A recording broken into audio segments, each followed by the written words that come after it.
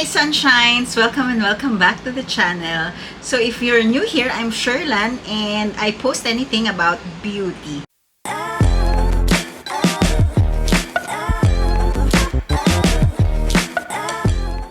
And for today's video, how's my lighting?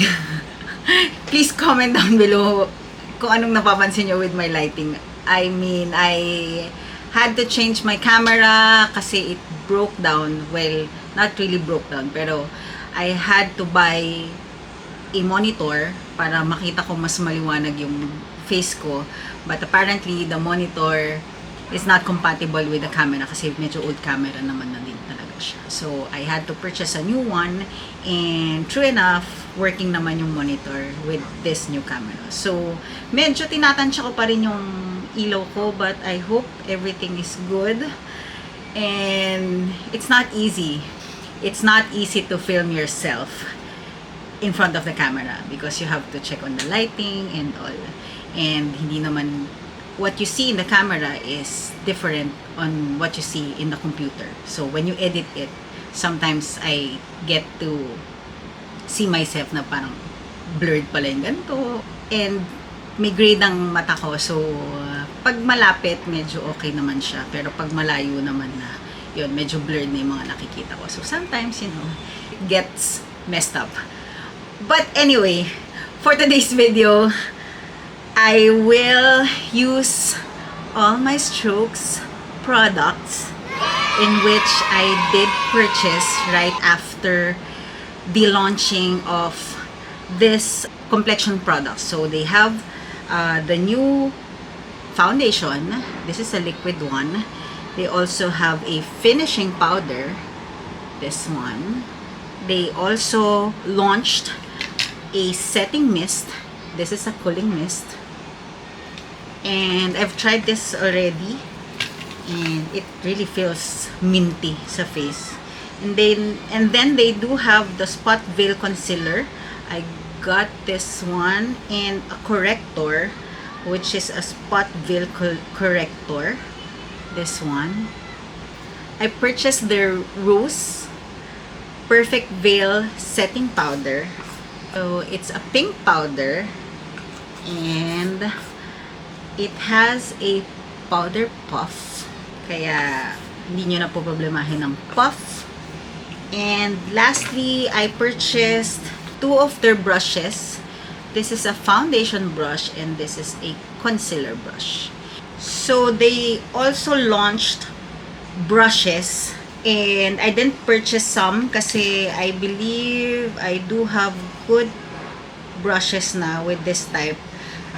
They have the Pro brush, which is a powder brush, and also a Pro brush, which is a powder detailing brush, more on sa mata. The other one is more on the face. And then ito nga yung dalawa, complexion veil Pro brush, which is a concealer brush and a foundation brush. Yan. So parang dalawang pang powder, dalawang pang liquid. Okay, so I did prep already my face with the sunscreen as usual, but I'll be using my Farsali Unicorn Essence to prep my skin. Apparently, I used this during a wedding and nung sinishake ko siya, hindi ko pala siya nasara. So, tumilapon siya. Babasagin yung parang pinaka-applicator nito. So, I had to remove it. Ang hirap nga tanggalin. But I love this as a primer. Kaya, kailangan ko talagang tanggalin. Or else, itatapon ko na siya. Pero ayoko. So, ubusin natin to. So, this is a Unicorn Essence. It's really more on a moisturizing product. And I will be using some of my old Strokes products also. So, tingnan natin paano sila mag-blend with each other. I have the priming sunscreen. So, this serves as a primer. Kahit na ginagamit ko to, I still have my sunscreen on before this. Medyo velvety ang finish nito. Kaya, I love using it. So, pag medyo tacky na, hindi siya ganun kataki actually. Pero parang konting-konti na lang, para siyang liquid to powder ang finish niya. So, if this is good, I'll just pat some powder sa eyebrows ko. Isa natin ang aking eyebrows. Konti lang. Para hindi siya... One reason kung bakit hindi din kumakabit ang mga products sa eyebrow, especially yung mga pencil, it's because either oily eyebrows natin or basa siya with whatever product that you used. So, I'll be using the micro blade pen perfector. This one, sobrang love ko to kasi ang dali-dali niyang gamitin. And what I love about this is yung longevity nitong product na to. Well, they're really good sa mga eyebrows, sa mata talaga. So, since alam niyo naman na that my eyebrows are always full, I mean, hindi sparse ang aking eyebrows, and hindi siya manipis. Literal. So, what I do is just I fill it up, and then frustration ko yung mag-brow gel na walang tumatagal sa aking brow gel. So, ang kinukuha ko na lang with them are the color, yung pigment ng gel. Like for this one, this is a brow colorist in golden brown. Ayan. I also haven't purchased yung parang pencil na pang eyebrow nila. But I had that, I finished 2 of that already. Hindi pa lang ako nakakapag-replenish. And it's also good. Sa mga quick brow fix lang. Sobrang okay. Anyway, so I will use the corrector. This is in light CC. Yan. So, it's more of a peach color. I just put it under my eyes. And then to set my eyelids, I will use the concealer. I got the light 01. Their packaging are mostly the same. Hard plastic pero frosted sila. I'm not sure if it's plastic or really a frosted glass. Pag medyo nag-dry down na, I'll be using my Sephora 57 brush. I love this brush under my eye. Sobrang sakto siya. So what's ever left in my brush, I'll just put sa nose ko. And then with a sponge, let's blend this out. I'll use the finishing powder. So I got the banana color. This is a fresh matte finishing powder. And I'll be using it sa aking eyelids to set this. Medyo marami ang fall off ng finishing powder. So, careful with it. So, either you tap it or you just get the product light-handedly. So, since they don't have eyeshadow yet, I'll be using my Ever Tartlet Bloom. So, to deepen it, I'll use the Rebel. Sides now. And then, let's use the Rocker for a good shimmer. So, I will use the concealer under my eyes. And I'll put some sa nose ko din. And then, I'll be using the concealer brush. Ito, meron ako kaagad na napansin. The concealer brush is too little. Masyadong maliit for the under eyes.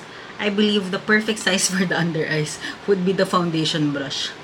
Or dahil baka malaki lang ang face ko. I don't know with the others. But, let me know. Parang mas sakto. Look at this one. I'm using the foundation brush. So, I think the foundation brush will be good for the under eyes. Then I will use the foundation. So it comes with a pump, and this is a hard plastic. Let's see. This is the product. Medyo viscous siya. Blends. So I got the light 02.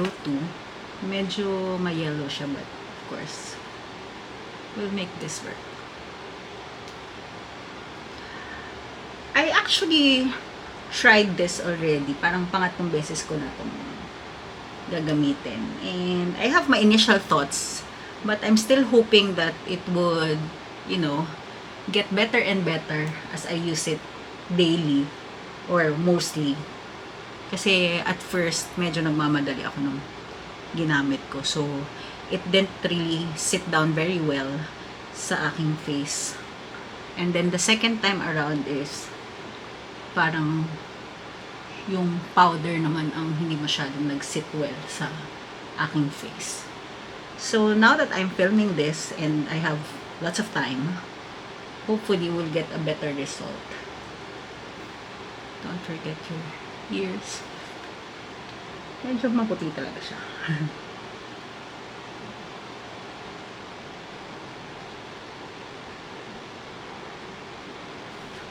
Okay, so for my under eyes, let's use the rose powder. Okay, let's use the powder puff kasama.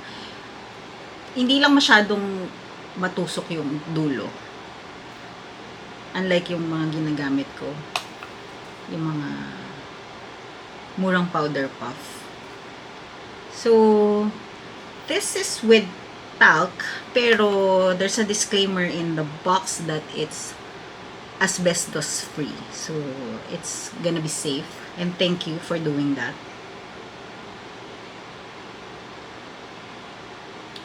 I have two face sculpt. This is an espresso and tortilla. This is an old product from their collection. So, let's use this one to bronze my face kasi masyado tayong maputi. So, this is the face sculpt in tortilla. I will use the darker color to contour.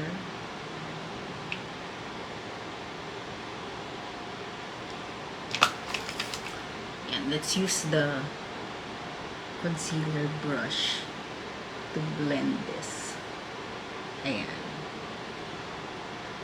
This will work for contouring your nose.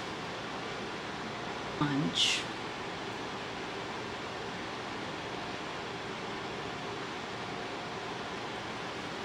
And they have the cream blushes. This is a crush blush in Charmed.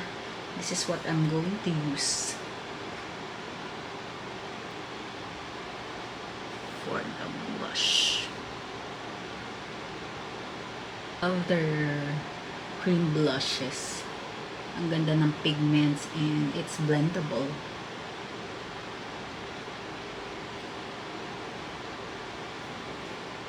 Can you see the blush? It's so nice.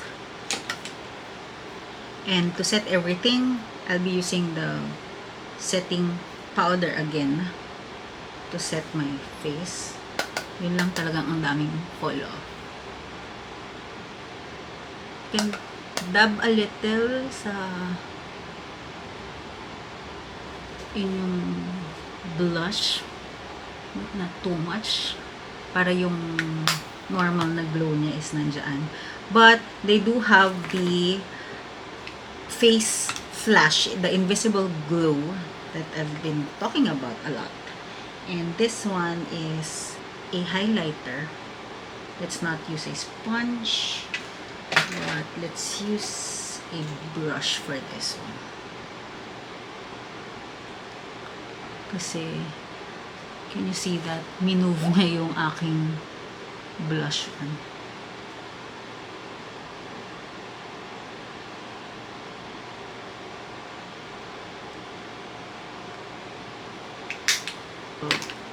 The powder is not so blurring compared to other powders that I have. Kasi ito, kitang-kita na siya. I don't know if you can see it sa camera, but there's my pores already coming out. Kaya you would know kaagad. And the highlighter moved my blush on. So maybe you have to be extra careful on the tools that you'll be using for the application. I have the Slick Gel Eyeliner from Strokes also.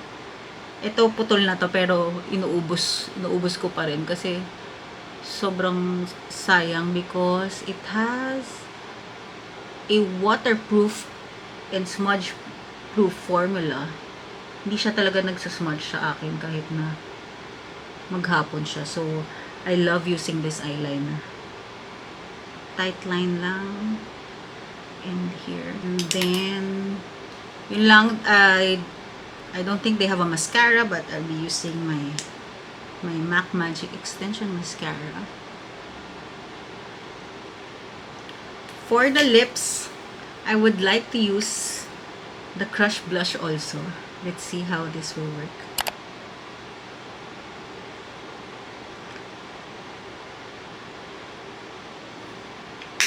Let's use my Vice Cosmetics lip oil. This is Candy Glaze. I love the doe foot.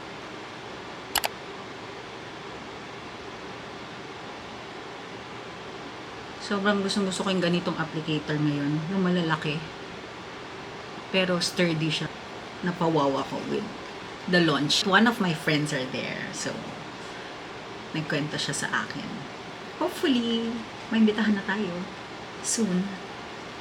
This one, let's use this. I like the mist of the packaging. And yung amoy niya parang very tita ko. I love yung mga mint na spray, yung parang spa, yan. Yan yung amoy niya. Sa face naman, hindi naman nagtatagal yung feeling na cool. Kaya, this is good also. Parang ang sarap niyang pang-refresh talaga when you're outside your house and nasa labas kayo. Spray lang kayo. Here's the final look, guys. I hope you like this look as much as I did. I did enjoy this one. Medyo maputi pa rin. Pero I'm sure this will settle and oxidize kahit papano kapag tumagal na yung makeup sa face natin. For my initial thoughts, actually, not really initial kasi this is the third time that I'll be using this products. For the Strokes old products, hands up. Everything is good. From the eyebrow to the gel liner to their microblade pen, they are all good. They are all, even the liquid eyeliner na hindi pa rin nare-restock hanggang ngayon. Those are the products that really are a part of my makeup kit ever since. And then they recently also, they launched the cream blushes, which I got, and the bronzer sticks. They are all good as well. So, nasa makeup kit ko din yan, yung mga pangmabilisan na labas. For the new releases, actually, I would like to love the powders. This one and this one. But apparently, there are powders that I have that are better than this one. For the Strokes loose powder, I would compare this to the Get Ready With Me pink powder, which is better. Sorry, it's still good, you know, but there's a better option lang din naman if you wanna try. And for the finishing powder, hindi ko lang gusto yung fall off niya talaga. Kasi medyo madami, to be honest. And look, parang few times ko pa lang siya nagagamit. May mga spot on na siya dun sa product mismo. Na hindi ko naman ginamitan ng basa or anything na applicator, na brush or ng sponge. Well, anyway, this two, you can opt not to buy it if you have, you know, your good powders. I love this one, the setting mist. Sobrang refreshing siya sa face, so you can have that one. And for the concealer, I would like to try the concealer pa rin alone, not with the corrector, because alone parang I felt that this is gonna be a light to medium coverage only. I'm more of a medium to full coverage girl, also with concealer, kasi yun nga eh, my purpose for the concealer is to conceal yung mga darkness sa eyes ko. So if it's gonna be light to medium lang, medyo dinadagdagan ko pa siya or pinapatungan ko pa siya ng other products para maging dark siya. And then for the brushes, I would just say that medyo maliit to for a under eye, for a concealer brush, but it can be used to contour your nose. Yan. So medyo mas detailed siya kasi mas maliit. And the foundation brush, medyo alanganin din naman yung size niya. I think this is a lot better used under the eyes, or dahil baka malaki lang yung face ko. So you might wanna check it out or try it. Or better, go to their branches, and I'm sure may stall sila doon usually. So baka may mga available just for you to check it out bago nyo bilhin. And lastly, for the foundation, I'm kind of 50-50 with the foundation. Medyo mataas ang expectations ko when it comes to foundation because BLK has a good foundation, Vice Cosmetics has a good foundation. Pero kasi I see my pores right after the foundation and the powder. So I'm not really sure if it's really more of the foundation or the powder. Pero isa lang sa kanila or dalawa sila. So either isa lang sa kanila ang nakagawa nito or dalawa talaga sila. I just felt that it could have been better, the formula of this one. Not a fan of the foundation, but the rest of the new releases are good for me. I'll check on. Loko. I'm sad when this is happening. Parang walang coverage. I'll write on the description box how this worked on my skin after ilang hours. But I think mukhang hindi tayo tatagal dito. I'm so sorry. I feel sad because sa isang lineup ng makeup, I always look forward dun sa foundation and sa powders nila. Either the loose powder or the pressed powder. But sadly, both loose and pressed powder and the foundation of Strokes are not, for me, it's your option to try it. But for me, it's not something that I will repurchase. But then again, I'll be using this pa rin and see and check kung baka may mas magandang application, baka may mas okay na kapares siya with other products. And I will still try and use this.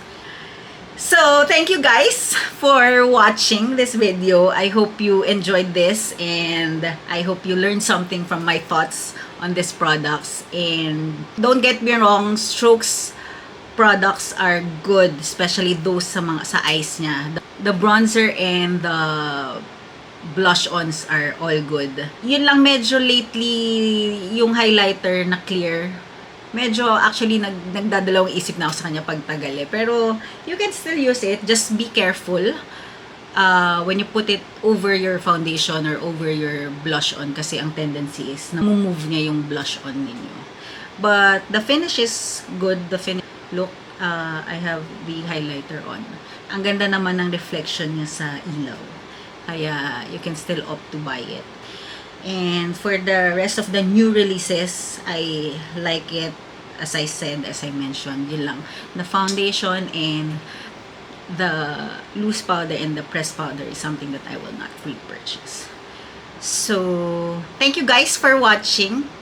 I hope you give this video a thumbs up and let me know your thoughts also if you have tried the new releases of Strokes. And please subscribe to the channel. I'll see you all guys on the next video.